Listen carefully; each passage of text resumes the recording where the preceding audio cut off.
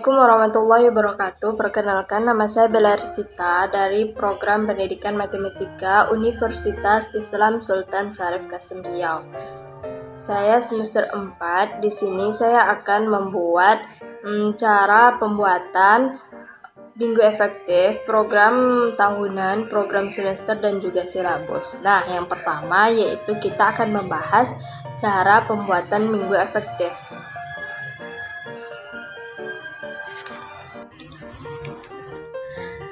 Nah, yang pertama di sini kita akan menganalisis kalender akademik yang akan kita buat rincian minggu efektifnya. Nah, minggu efektif yang saya bikin yaitu mata pelajaran matematika semester genap kelas 10 SMA.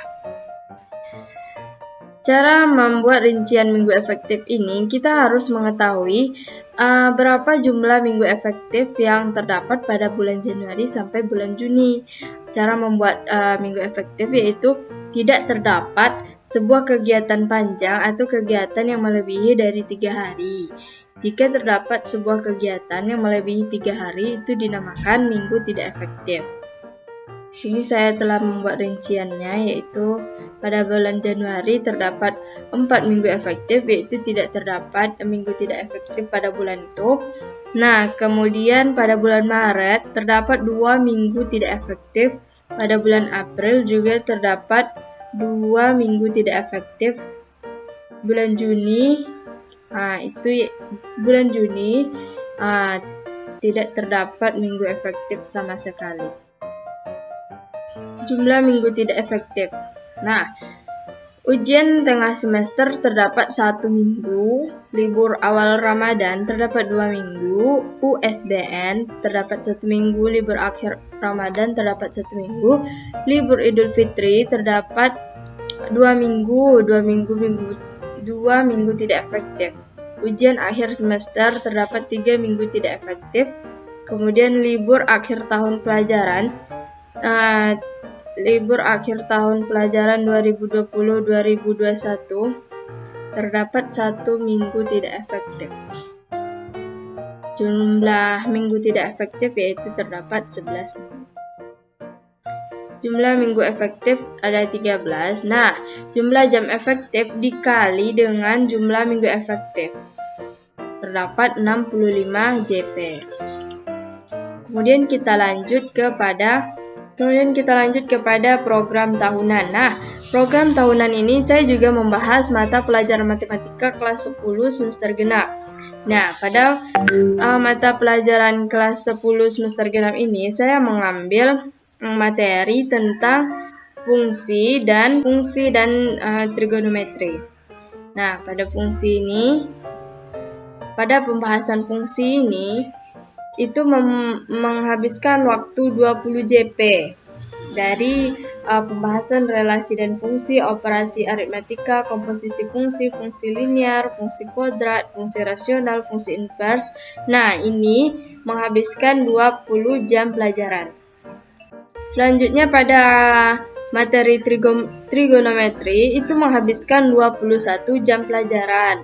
Di sini kita akan membahas pengukuran sudut, perbandingan trigonometri pada segitiga siku-siku, sudut-sudut berelasi, identitas trigonometri, aturan sinus dan kosinus, fungsi trigonometri.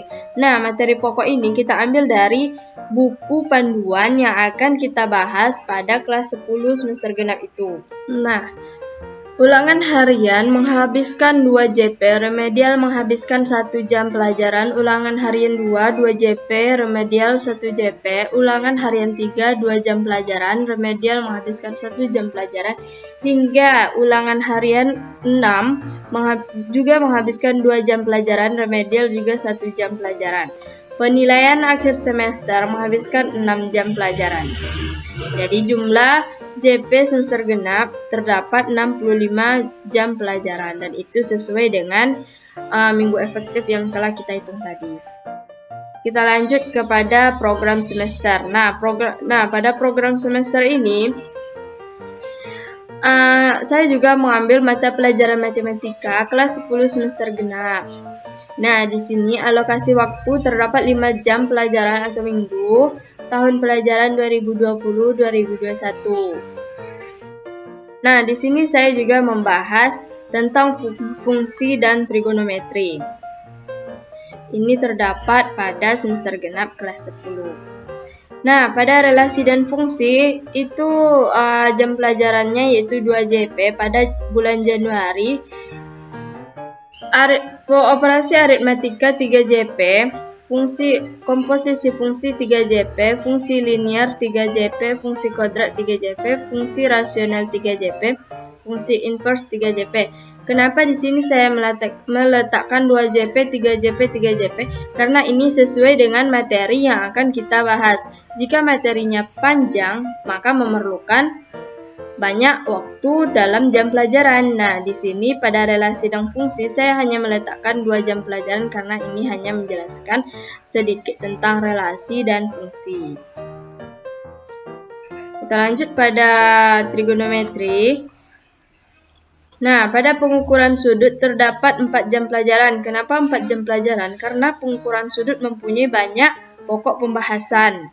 Nah, karena itulah saya meletakkan 4 jam pelajaran pada pengukuran sudut. Begitu juga pada materi-materi yang lainnya. Remedial 6 jam pelajaran. Jumlah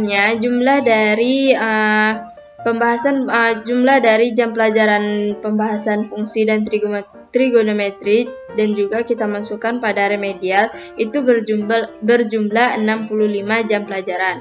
Nah, kenapa di sini ada warna kuning, warna hijau, warna biru, warna ungu? Di sini saya telah membuat penjelasan tentang warna-warna yang telah saya pilih dan saya letakkan pada bulan-bulan ini, yaitu warna kuning UTS, warna agak kecoklatan ujian satuan pendidikan, warna hijau libur awal Ramadan, warna pink libur Idul Fitri, warna biru UAS, dan warna ungu libur semester. Nah,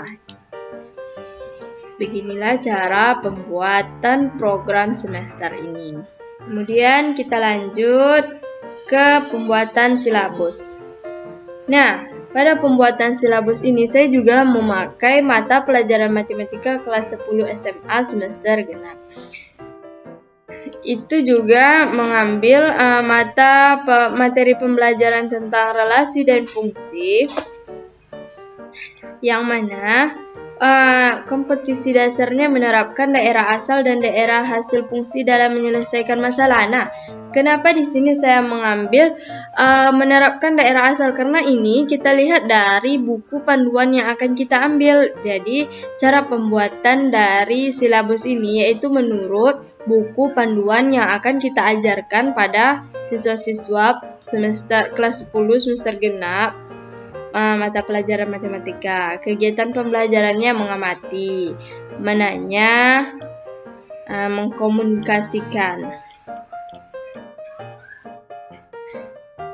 Penilaiannya tugas mencari dan membaca ekspresi dan hasil operasi aljabar dari eksponen dan logaritma.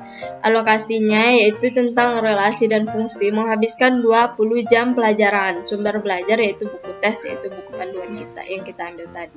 Nah, materi yang kedua yaitu trigonometri. Nah, materi trigonometri ini juga kita ambil kegiatan pembelajarannya itu dari cara kita menyampaikan pelajaran itu kepada anak-anak. Nah, kegiatan pembelajaran seandainya kita menyuruh anak-anak untuk mengamati, menanya, mengumpulkan informasi.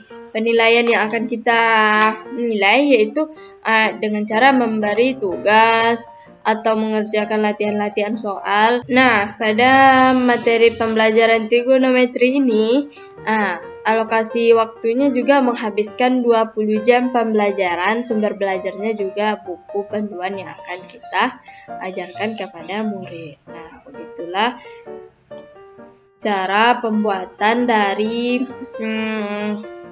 silabus yang akan kita buat.